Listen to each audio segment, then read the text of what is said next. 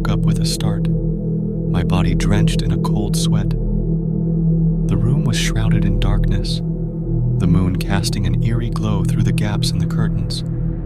My heart raced as I tried to shake off the remnants of a terrifying nightmare. But as I glanced around the room, a sense of foreboding gripped me.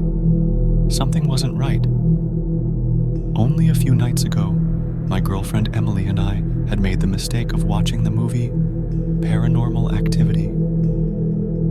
Little did we know that it would unleash a series of strange occurrences, haunting our once peaceful home. It started innocently enough, with small, inexplicable happenings that we initially brushed off as mere coincidences. The first sign that something was amiss came when we noticed a pair of shoes had been moved from their usual spot in the hallway. We exchanged puzzled glances, but quickly dismissed it as our forgetfulness. After all, it was easy to misplace things in the chaos of everyday life. But then, one night as we lay in bed, Emily suddenly awoke with a gasp, clutching her chest. Her eyes were filled with terror as she whispered to me that she had felt a pair of icy hands pressing down on her. The weight had been suffocating, paralyzing her in fear. I held her close, trying to comfort her, but my mind was racing with unanswered questions. We decided to confide in Emily's parents, who were pastors in a nearby town. They listened intently, their expressions growing grave as we relayed the series of strange events that had transpired in our home. Their eyes seemed to hold a mixture of concern and knowing, as if they had witnessed something similar before. "You've invited something dangerous into your home," Emily's father finally spoke, his voice filled with a solemn warning. Demonic attachments can occur when one meddles with the paranormal, even in the form of a movie. His words sent a chill down my spine. I hadn't considered the repercussions of watching such a film, foolishly believing it to be nothing more than a work of fiction. But the unease that had settled over our home couldn't be ignored any longer. Emily's parents offered to conduct a spiritual cleansing, hoping to rid our home of the malevolent presence that now seemed to linger in every corner. They arrived one evening, armed with holy water, sage, and an unwavering faith. We watched, our hearts heavy with anticipation, as they began the ritual.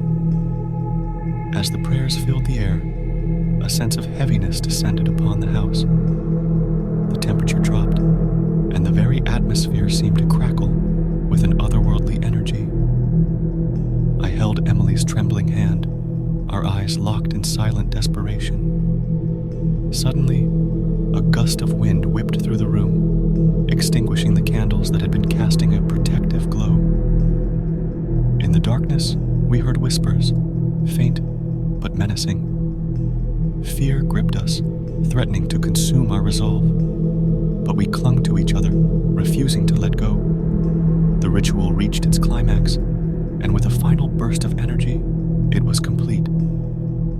The silence that followed was deafening, broken only by our ragged breaths. We exchanged a cautious glance, uncertain if we had truly banished the malevolent force that had plagued our lives.